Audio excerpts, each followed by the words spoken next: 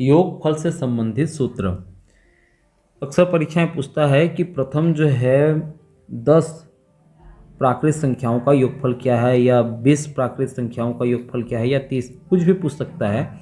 इसलिए उसको जो है हमने एक सूत्र के माध्यम से उसको समझना है। कुछ भी पूछ सकता है, इसलिए एन लिखा गया है। एन यहाँ पर एक संकेत है, यहाँ पर नंबर को प्रदर्शित कर रहा है कि जितना भी संख्या का पूछे तो प्रथम जो है मान लो 30 प्राकृत संख्याओं का योगफल पूछे तो एन के जगह में 30 आएगा। ठीक है, तो ये तो खैर हम इसको समझेंगे कि प्रथम एन प्राकृत संख्याओं का योगफल क्या होगा, है ना। तो इसको जो है हम समझते हैं। तो इसके लिए सूत्र क्या है? इसके लिए सूत्र है कि अंतिम संख्या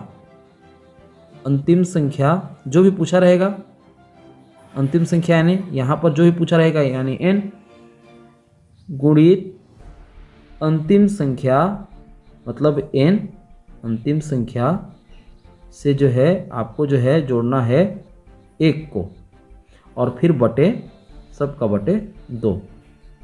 ठीक है, अब यहाँ पर मान लो यदि पूछ दिया कि प्रथम 30 प्राकृत संख्या का योगफल क्या होगा। प्रथम 30 प्राकृत संख्या मतलब 1 2 3 4 5 6 7 8 9 10 11 12 13 14 15 16 17 18 19 20। आपको इसी प्रकार से आगे बढ़ना है।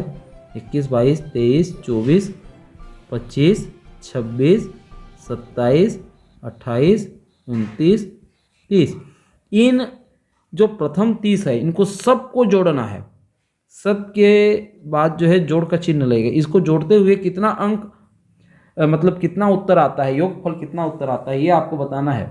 तो आप इस जोड़ते जाओगे तो आपको तो कम से कम जो है 10-15 मिनट तो आसानी से लग जाएगा और उत्तर भी आपको क्लियर पता नहीं चलेगा। ठीक है, लेकिन प्रतियोगी परीक्षा में आपको जो है 1-2 मिनट में इसका उत्तर निकालना रहता है। इसलिए इस सूत्र को आपको याद रखना है। वो सूत्र क्या है कि अंतिम संख्या मतलब एन गुणित अंतिम संख्या में 1 को जोड़ दोगे बटे 2। तो अंतिम संख्या क्या है? यहाँ पर 30 है, तो धन क्या होगा फिर? ये धन इसके लिए यहाँ पर सॉरी ये हाँ गुणा है, यहाँ पर धन नहीं, ये क्या है 30, और यहाँ पर अंतिम संख्या धन 1। तो अंतिम संख्या क्या होगा? यहाँ पर 30, उसमें 1 जोड़ देंगे तो 30 धन 1 बराबर क्या हो जाएगा? 31, है ना, बटे 2। मतलब क्या हो जाएगा? 30 गुणित 31 बटे 2, ये हो जाएगा। ठीक है, अब इसको आप आसानी से हल कर सकते हो। क्या हल कर सकते हो कि 3 का पहाड़ा पड़े 3 एकम 3, 3 तिया 9 और 1 शून्य को हम ये शून्य डाल दिए।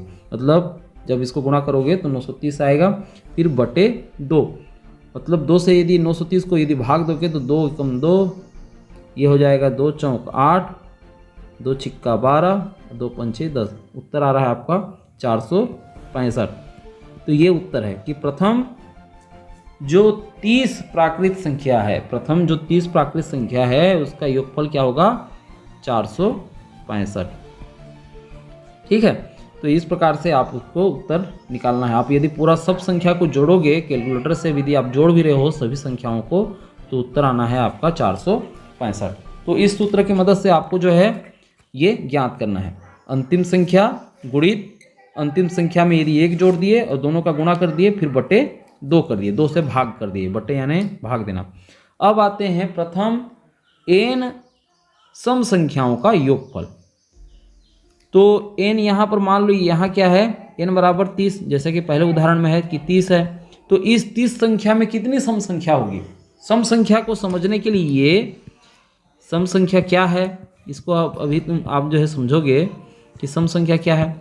वे संख्या जिसकी इकाई में 0, 2, 4, 6, 8 हो, वो सम संख्या कहलाती है। माने इन संख्याओं की जो है जोड़ा बन जाती है। यहाँ पर देख रहे हो, यहाँ पर जो सम संख्या है उनमें से कौन कौन सा है सम संख्या? यहाँ पर देखें तो 2 है, 4 है, 6 है, 8 है, 10 है। सबकी जो है इकाई में जो है 2, 4, 6, 8, 0 ये रहेगा। यहाँ पर भी 2 है, यहाँ 4 है, यहाँ इकाई में देखो 6 है, यहाँ 8 है, यहाँ शून्य है, फिर ये 22, फिर 24 है ना, एक एक को छोड़ करके 26, फिर ये 28 और ये 30। मतलब इन सम संख्याओं का योगफल क्या होगा। अभी पूरी को जो है जोड़ना नहीं है, केवल सम संख्याओं को ही जोड़ना है। तो कुल कितनी सम संख्या है भाई, आप जो है 30 है टोटल संख्या, तो उसमें 15 ही रहेगा। 15 जो है सम संख्या रहेगा, 15 जो है सम संख्या 15 रहेगा, और विषम संख्या भी 15 रहेगा। 1 2 3 4 5 6 7 8 9 10 11 12 13 14 15, विषम संख्या भी 15 रहेगा। ठीक है, विषम 15 और सम 15, टोटल कितना हो गया, 30 हो गया। टोटल जो है 30 हो गया। तो हम यहाँ पर ये जान रहे हैं कि सम संख्याओं का योगफल कितना होगा। तो टोटल जो है संख्या है आपका 30, उसमें जो सम संख्या कितने हैं, 15।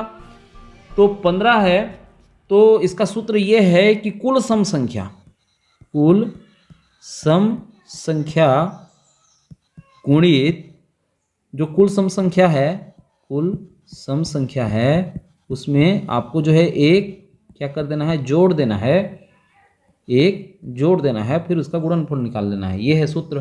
तो कुल सम संख्या कितना है, 15, और 15 में एक को जो है आपको जोड़ देना है, तो क्या हो जाएगा, 16। फिर दोनों का गुणा कर दोगे तो क्या उत्तर आना है, 15 छिक्का 90 का शून्य, हाथ में आया 9, और 15 एकम 15 और 9 हो गया आपका 24, 240 आएगा। तो प्रथम n सम संख्याओं का योगफल क्या होगा। यहाँ पर जो है यदि n बराबर 30 है, मतलब टोटल जो है आपका 1 से लेकर के 30 तक जो है सम संख्याओं का योगफल यदि पूछा है, तो उसमें से सम संख्या आपका जो है 15 रहेगा, तो उनका जो है योगफल क्या होगा, 240 उत्तर आएगा। ठीक है, अब ये पूछ देता है कि प्रथम n विषम संख्याओं का योगफल क्या होगा। मतलब पहले प्रथम जो 30 प्राकृत संख्या है उसमें से विषम संख्याओं का योगफल क्या होगा। तो यहाँ पर जैसे n बराबर 30 है, मतलब प्रथम 30 1 से लेकर के 30 तक जो विषम संख्या आया उनका योगफल क्या है। तो विषम संख्या कुल कितने हैं, कुल विषम संख्या कितना होगा, 30 है तो उसका 15 होगा जी। पहले हम 15, यहाँ पर देखिए ये हम आपको बताया है कि सम संख्या जो है 15 है और विषम संख्या जो है 15 है। तो इन विषम संख्याओं का योगफल क्या होगा। तो 15 और 15 का जो है, इसका जो है कुल विषम संख्या गुणित कुल विषम संख्या, मतलब विषम संख्या का वर्ग। ठीक है, तो विषम संख्या कितना है, 15, तो 15 का वर्ग यानी 15 गुणित 15, और 15 गुणित 15 यानी 15 का वर्ग बराबर होता है 225। तो इस प्रकार से देखें तो विषम संख्याओं का योगफल जो है 225 है। अब हम इसको जोड़ देते हैं, मान लो ये चेक करने के लिए, उत्तर की जांच करने के लिए कि सम संख्याओं का योगफल 240 था और विषम संख्याओं का जो योगफल है 225 है, दोनों को हम जोड़ते हैं तो 465 आता है, जो कि कुल प्राकृत संख्याओं का योगफल था। ये देख रहे हैं 465। तो ये है कि आपको इस प्रकार से गणित पूछता है कि प्रथम प्राकृत संख्याओं का योगफल, दूसरा प्रथम सम प्राकृत संख्याओं का योगफल या प्रथम विषम प्राकृत संख्याओं का योगफल कितना होगा, ये अक्सर जो है प्रश्न में पूछता है। तो आपको जो है उत्तर बनाना रहेगा। आशा है आपको जो है समझ में आई होगी ये वीडियो, है ना। एक उदाहरण आपको दे देता हूं ताकि पूरी तरह से क्लियर हो जाओ इस चीज़ को, इस गणित को लेकर के। मान लो प्रथम 10 का ले लें हम, प्रथम 10 प्राकृत संख्याओं का योगफल कितना होगा।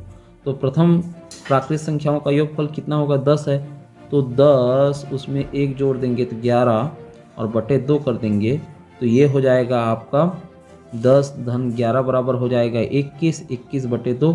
ठीक है, 21 बटे 2, तो ये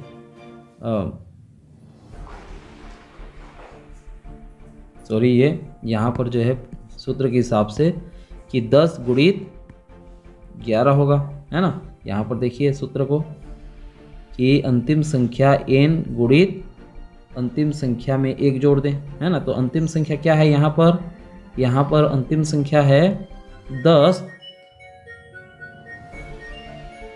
अंतिम संख्या है 10, तो अंतिम संख्या में यदि 1 जोड़ दें तो 11 हो गया, दोनों का गुणा कर देंगे तो क्या हो जाएगा 110 होगा। यहाँ पर मैंने दोनों को जोड़ दिया था, एक गुणा करना है आपको, तो क्या हो जाएगा 110/2।